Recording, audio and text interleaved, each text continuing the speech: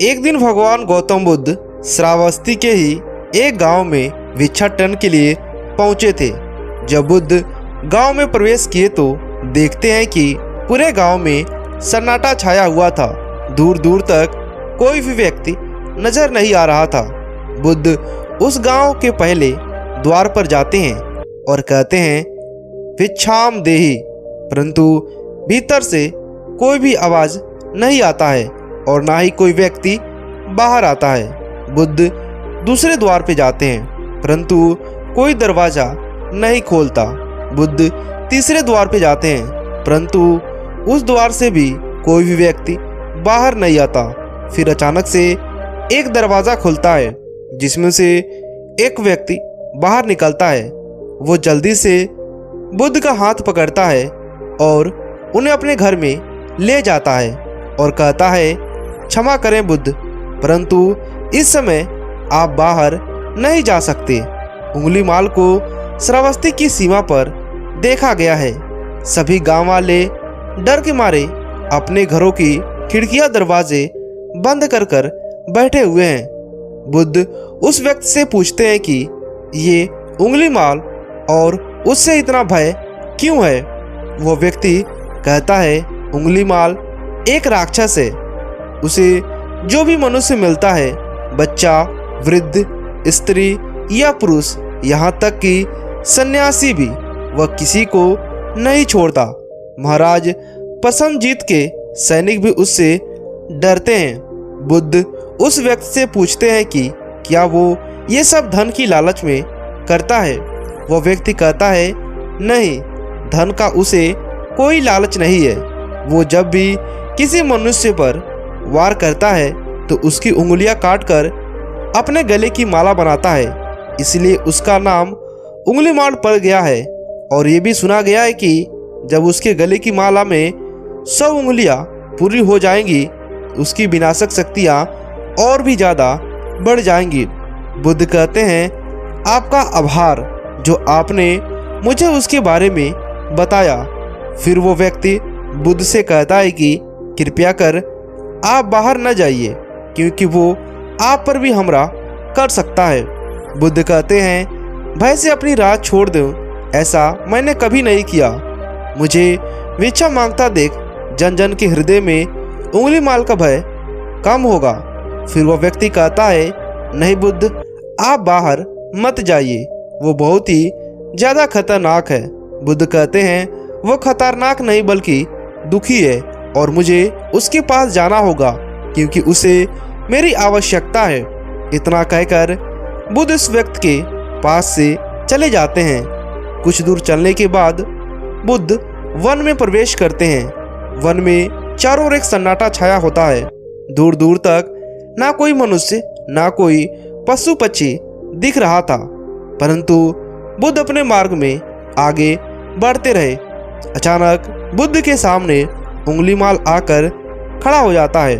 उसका रूप इतना डरावना होता है कि कोई भी व्यक्ति उसे देखकर ही भयभीत हो जाए।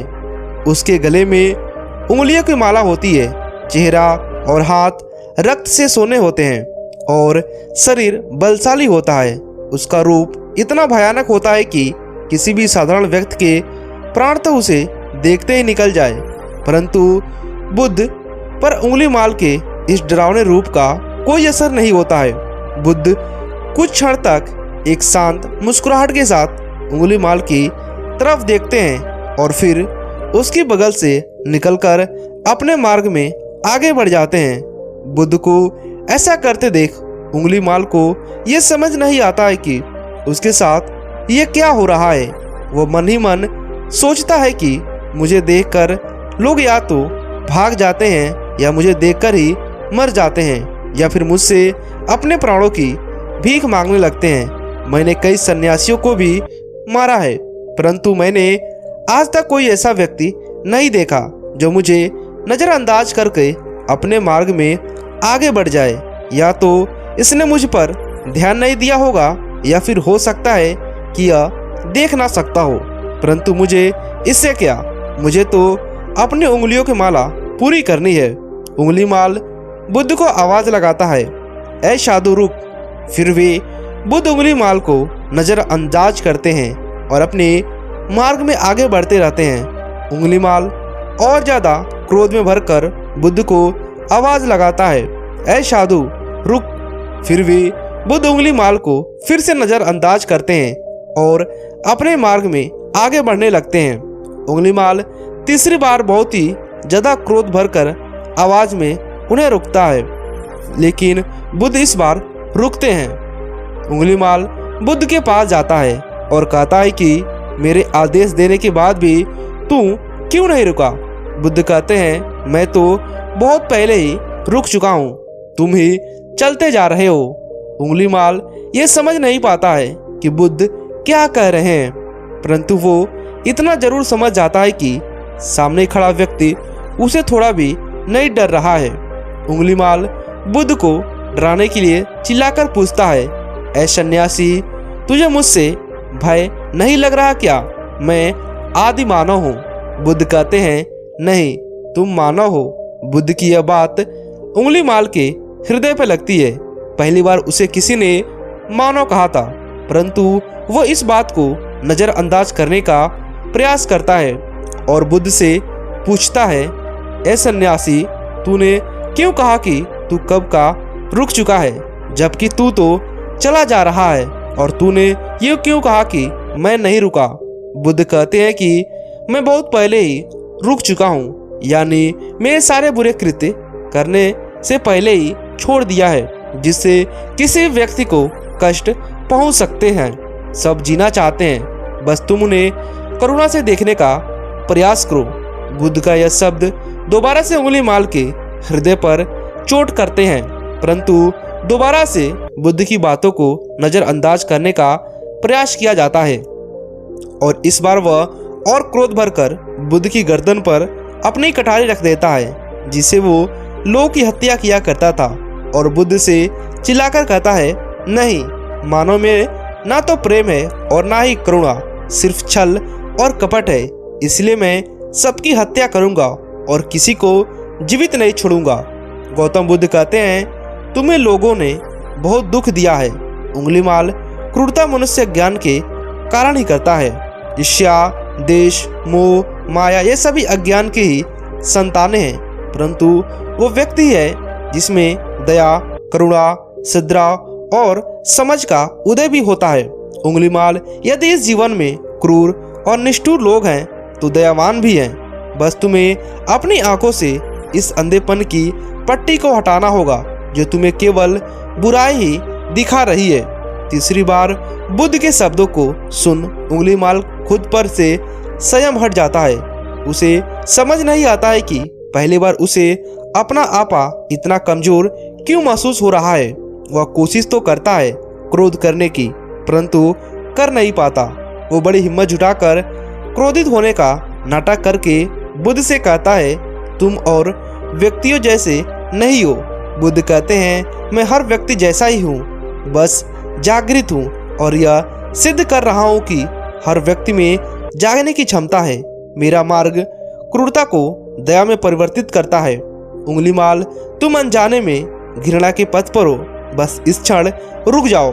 तुम्हारे भीतर भी ये क्षमता है, तुम दया और करुणा के पथ पर चल सको। इतना सुनते ही उंगलीमाल के हाथ से कटारी जमीन पर गिर जाती है और उसकी आंखों से आंसू बहने लगते हैं। भला कोई कब तक बुद्ध को अनदेखा करेगा? उंगलीमाल रोते हुए बुद्ध से पूछता है, क्या आप वही हैं जिसे लोग बुद्ध कहते हैं, जो लोगों को मुक्ति के मार्ग पर चलना सिखाते हैं? फिर बुद्ध कहते हैं कि हाँ, मैं वही हूँ और तुम्हें भी मुक्ति के मार्ग पर ले जाना चाहता हूँ। फिर उंगलीमाल कहता है, परंतु मैं अब बहुत दूर निकल गया हूँ। मैंने बहुत सारी हत्याएं करी है और बहुत पाप करे हैं। मैं अब चाहकर भी वापस नहीं लौट सकता और मेरा वापस लौटना अब असंभव है। बुद्ध कहते हैं, असंभव भी कुछ नहीं करना है, बस तुम्हें जागो तभी सवेरा होगा। उंगलीमाल कहता है, मैं अब पुनः जीवन की ओर नहीं मोड़ सकता, बहुत देर हो चुकी है। बुद्ध कहते हैं, तुम में इतनी चेतना है कि तुम जानते हो कि जो तुमने अब तक किया वो बुरा था।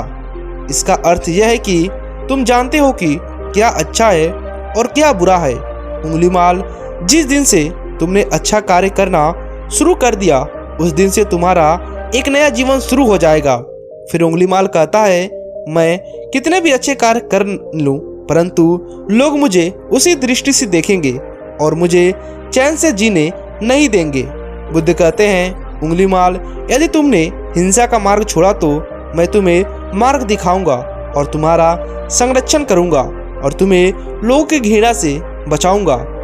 बस पहला कदम तुम्हें उठाना होगा। उंगलीमाल पूछता है, क्या हो सकता है? बुद्ध कहते हैं, अवश्य हो सकता है। तुम में असामान्य बुद्धि है उंगलीमाल, तुम परम सत्य के पथ पर बहुत आगे जाओगे। उंगलीमाल रोते हुए बुद्ध के चरणों में गिर पड़ता है और कहता है, मैं आपको वचन देता हूँ कि मैं सारे बुरे कृत्य करना छोड़ दूंगा और आपके पीछे करुणा के पथ पर चलना सीखूंगा। कृपया आप मुझे अपना शिष्य बना लीजिए। बुद्ध कहते हैं, मैं किसी को अपना शिष्य नहीं बनाता बल्कि व्यक्ति स्वयं मेरे संग में जुड़ता है। उंगलीमाल उसी समय बुद्ध का भिक्षु बन जाता है। यहाँ पर एक कहानी समझनी जरूरी है कि बुद्ध को भी अपने शिष्य या भिक्षु नहीं मानते। जो भी व्यक्ति उनके साथ जुड़ता है वो उसे केवल मार्ग दिखाते थे और वो उस मार्ग पर चलता था। भिक्षु और शिष्य शब्द केवल संग में जुड़ने वालों लोगों की पहचान होती थी। कहानी में आगे बढ़ते हैं। बुद्ध का भिक्षु बनने के बाद उसका नाम अहिंसक पड़ जाता है। फिर बुद्ध ने जैसा उसका नाम रखा था और वो ठीक वैसा ही बन जाता है। दोस्तों, आइए जानते हैं कैसे उंगलीमाल राक्षस एक अहिंसक बना। इसे जानने के लिए आपको इस वीडियो को पूरा अंत तक देखना होगा। जब अहिंसक प्रथम बार अन्य भिक्षुओं के साथ एक गांव में भिक्षाटन के लिए जाता है जो पहले उंगलीमाल था और उसे अहिंसक प्रथम के नाम से जाने लगा। तो जब वो गांव में जाता है तो गांव के कुछ लोग उससे बदला लेने के लिए उसे लाठी डंडों से पीटने लगते हैं। जब ये बात बुद्ध को पता चलती है तो वो तुरंत उसे बचाने के लिए उसके पास पहुंचते हैं और अपने शरीर को उन लाठी डंडों के बीच में ले जाते हैं जो अहिंसक यानी उंगलीमाल पर पड़ रहे थे। बुद्ध को देखकर वे गांव वाले डंडे और पत्थर मारना बंद कर देते हैं। सभी लोग बुद्ध से कहते हैं कि बुद्ध, क्यों आप इस हत्यारे उंगलीमाल की रक्षा कर रहे हैं? न जाने कितने लोगों की जानें इसने ली है। बुद्ध कहते हैं, अब यह उंगलीमाल नहीं बल्कि इसका नाम अब अहिंसक है। अब यह आपकी ही तरह एक मानव है। वे गांव वाले कहते हैं, ऐसा आदमी कभी भी नहीं बदल सकता है। बुद्ध कहते हैं, यह बदल चुका है। बस आप सब लोग इसे अपनी पुरानी दृष्टि से देख रहे हैं। यदि यह उंगलीमाल होता तो क्या आप में किसी में इतना साहस या बल होता कि कोई भी इसे पर उंगली उठा दे? ये आपका हर वार खाता रहा है और क्या इसने आप पर कभी पलटकर वार किया? नहीं ना। क्या यह परिवर्तन आपको नहीं दिखा? आज इसने अपना लहू बहा से अपने सारे बुरे कृत्य धो डाले हैं। आप लोगों के द्वार इतने मार खाने के बाद भी इसकी आंखों में क्रोध नहीं है। क्या यह बदलाव आपको नहीं दिख रहा है? यह तो बदल गया है, परंतु आप कब बदलोगे? इतने में ही उन गांव वालों ने एक स्त्री थी। यह परिवर्तन मैंने स्वयं देखा है। वह स्त्री गांव वालों से कहती है, आप में से कौन ऐसा है जो दूसरों के दुख में दुखी हो, दूसरों की पीड़ा सहन ना हो तो उसे हर प्रकार की सहायता प्रदान करे। और ऐसा इस भिक्षु ने किया है। वो दिन पहले व्यापारी अपने पत्नी को लेकर जा रहा था और उसकी पत्नी परवश पीड़ा से व्याकुल थी। तब मैं पास से ही गुजर रही थी, इसलिए मैं दौड़ी दौड़ी गई। उस स्त्री की पीड़ा बढ़ती जा रही थी। घना जंगल होने के कारण उसे कहीं ले जाना भी मुश्किल था। तभी यह भिक्षु वहां आ पहुंचा और इसने मुझसे पूछा कि क्या हुआ बहन? मैंने इसे बताया कि यह स्त्री परवश पीड़ा में है और इसे घने वन से हमें कुछ नहीं ले जा पा रहे हैं। कब तक यह कष्ट भोगेगी? कहीं इसके प्राण बच्चे को ना ले जाएं। फिर इस तरह भिक्षु ने मुझसे कहा कि ऐसा नहीं होगा, मैं अभी अपने गुरु के पास जाऊंगा, वे अवश्य कोई मार्ग दिखाएंगे। इतना कहकर यह भिक्षु दौड़कर वहां से चला गया। बुद्ध कहते हैं कि फिर भी कथित होकर अहिंसक मेरे समझ छाया और मेरे पैरों में गिरकर मुझसे कहने लगा कि बुद्ध, एक स्त्री गहन प्रवश पीड़ा में है और पीड़ा बढ़ती जा रही है, कहीं माँ और बच्चे को कुछ हो ना जाए। ये सब सुनकर बुद्ध ने कहा कि दौड़कर जाओ और उसे कहो, बहन, जिस दिन से मेरा जन्म हुआ मैंने जानबूझकर किसी भी प्राणी को कष्ट नहीं पहुंचाया। मेरे सतर्क तुम्हारी सुरक्षा कवच बने, आपकी और आपके शिष्यों की रक्षा करे। अहिंसक ने मुझसे कहा, परंतु यह तो असत्य होगा। बुद्ध, सत्य तो ये है, मैंने आज तक बहुत सारे प्राणियों को कष्ट पहुंचाया। यदि ऐसा कहा तो माता और शिशु दोनों क्षण प्राण त्याग देंगे। फिर बुद्ध से कहा तो, परंतु जाओ और उस स्त्री से कहो, बहन, जिस दिन से मेरा एक नया जन्म हुआ है मैंने सभी बुरे कृत्यों को त्याग दिया है और उस दिन से मैंने किसी भी प्राणी को कष्ट नहीं पहुंचाया और मेरे सतर्कर्म आपकी सुरक्षा बने और आपके शिष्यों की रक्षा करेंगे। फिर अहिंसक ने बुद्ध से पूछा कि क्या मेरे सतर्क उन्हें बचा लेंगे। बुद्ध ने कहा कि अवश्य, यह तुम्हारी कमाई है, या वो तुम इसे अपने बचा सकते हो या फिर किसी पराये पर खर्च कर दो। अपने कमाए सतर्क को किसी पराये पर निछावर करने से पहले अहिंसक ने एक क्षण भी नहीं सोचा और वो उसी समय उस स्त्री और उसके शिशु को जान बचाने के लिए वहां से चला आया। वह स्त्री कहती है कि यह बिच्छू दौड़कर वहां आया और अभी भी वह स्त्री गहन पीड़ा से जूझ रही थी। इसने अपने दोनों हाथे जोड़े और आंखें बंद कर कहने लगा कि बहन, जिस क्षण मैं बिच्छू बना हूँ उस क्षण के बाद मैंने कोई भी ऐसा कृत्य नहीं किया जिससे कि किसी भी प्राणी को कष्ट पहुँचे। मेरे सतर्कर्म आपकी सुरक्षा कवच बने, आपकी और आपके शिशु की रक्षा करे। और इतना कहते ही उस स्त्री ने अपने बच्चे को जन्म दे दिया। फिर बुद्ध कहते हैं कि दूसरे के दुख से दुखी होने वाला यह व्यक्ति अहिंसक कैसे दुखी दे सकता है। यदि ये शिशु मन का सच्चा ना होता तो वह स्त्री कब की अपने प्राण त्याग चुकी होती। फिर अहिंसक ने बुद्ध से कहा कि और इन्हें मत रोकिए बुद्ध, इन्हें मारने दीजिए, तब तक मारने दीजिए जब तक इनका मन क्रोध शांत होना हो जाए। फिर बुद्ध अहिंसक से कहते हैं, कर्म और गुणों के भंडार हो तुम, आज तुमने अपना नाम अहिंसक को सिद्ध कर दिया। बुद्ध और उस स्त्री की बातें सुनकर सभी गांव वाले कहते हैं, आप सही कह रहे हैं बुद्ध, अहिंसक बदल चुका है और हम भी इसे अब अपना मानते हैं। लोग सोचते हैं कि उन्होंने बहुत सारे गलत काम किए हुए हैं, अब इन गलत कर्मों को सुधारने का कोई विकल्प नहीं है। इस पर गौतम बुद्ध कहते हैं, चाहे आपने अब तक कितने भी बुरे कार्य क्यों न किए होंगे, लेकिन अगर आप एक विचार को अपने मन में लाते हैं कि अब मुझे कुछ सही करना है, तो वही विचार आपके रूपांतरण का कारण बन सकता है। पर सबसे जरूरी बात यह है कि क्या आप पहला कदम उठाने के लिए तैयार हैं। दोस्तों, यह कहानी आपको कैसी लगी नीचे कमेंट कर बताइएगा। इसी तरह के दोस्तों एक और कहानी है जो बहुत ही शानदार है। एक बार गौतम बुद्ध के पास एक स्त्री अपने बच्चों को लेकर रोती हुई आती है और उनसे कहती है, प्रभु, मैं आपके पास बड़ी आशा लेकर आई हूँ। मैं जानती हूँ कि आपके लिए सब कुछ संभव है और आप परम ज्ञानी है, इसलिए कृपया मेरे मृत बच्चे को जीवित कर दीजिए। मैं आपका यह उपकार कभी भी नहीं भूलूंगी। उस स्त्री को बुद्ध के पास उन लोगों ने भेजा था जो बुद्ध से ईर्ष्या करते थे। उनका उद्देश्य ये था कि बुद्ध सभी की नज़रों में गिर जाएं। उस स्त्री के पुत्र की वास्तव में मृत्यु हुई थी, परंतु वह नहीं जानती थी कि उसका और उसके मृत पुत्र का इस्तेमाल बुद्ध को नीचा दिखाने के लिए किया जा रहा है। उसे तो बस ये बताया गया था कि बुद्ध सच में उसके पुत्र को जीवित कर सकते हैं। वो स्त्री कहती है कि कहिए ना प्रभु, आप मेरे पुत्र को जीवित कर देंगे ना। वहाँ उपस्थित सभी लोग बुद्ध के उत्तर का इंतजार कर रहे थे। बुद्ध कहते हैं, हाँ, मैं तुम्हारे पुत्र को जीवित कर सकता हूँ। बुद्ध की यह बातें सुनकर वहाँ उपस्थित सभी लोग बहुत चौंकते हैं और वह स्त्री बहुत ही प्रसन्न होती है। फिर बुद्ध कहते हैं कि परंतु तुम्हें एक कार्य करना होगा। वह स्त्री पूछती है, क्या कार्य करना होगा प्रभु। बुद्ध कहते हैं कि तुम्हें एक मुट्ठी सरसों के दाने लाने होंगे। वह स्त्री कहती है, मैं अभी लेकर आती हूँ प्रभु। बुद्ध कहते हैं, परंतु ध्यान रहे कि दाने ऐसे घर से लाने हैं जिस घर में कभी भी किसी की मृत्यु ना हुई हो।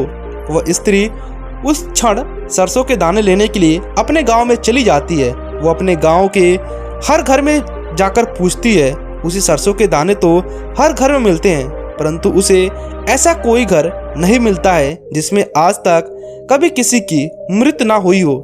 वह फिर स्त्री समझ जाती है कि मृत्यु जीवन का एक ऐसा सत्य है जिसे कोई भी बदल नहीं सकता है। वह स्त्री बुद्ध के पास जाती है और कहती है, मैं इस बात को कहीं नहीं जानती थी, परंतु स्वीकारना नहीं जानती थी। आपने बिना कुछ कहे मुझे सत्य से अवगत कराया। बुद्ध कहते हैं, जो जन्मा है उसकी मृत्यु निश्चित है और यही प्रकृति का नियम है। चाहे कोई व्यक्ति कितना भी सुंदर क्यों न हो, या कुरूप हो, बूढ़ा हो या जवान हो, लेकिन उसकी मृत्यु एक दिन जरूर आनी है। दोस्तों, इस तरह से वो स्त्री आगे चलकर गौतम बुद्ध के चरणों में पड़ जाती है और उनका आशीर्वाद लेती है और उनके संग में ज्वाइन कर लेती है। दोस्तों, आपको ये वीडियो कैसा लगा हमें नीचे कमेंट कर बताइएगा